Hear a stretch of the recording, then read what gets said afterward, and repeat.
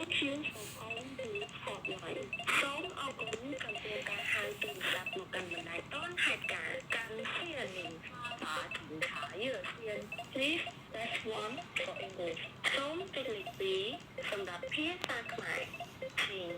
按3选择中文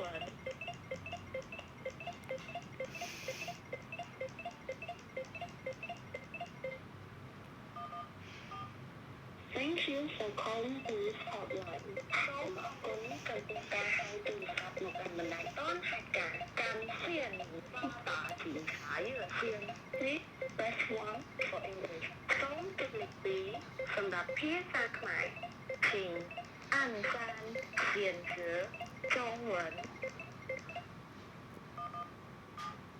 Thank you for calling this hotline សូមអរគុណចំពោះការហៅទូរស័ព្ទមកកាន់បណ្ដាញទាន់ហេតុការណ៍កម្មជានិងសា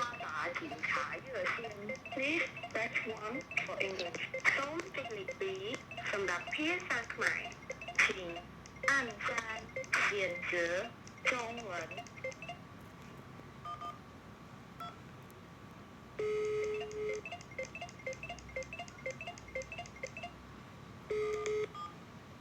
Thank you for calling this hotline សូមអរគុណចំពោះការហៅទូរស័ព្ទមកកាន់បណ្ដាញទាន់ហេតុការណ៍កម្មជានិង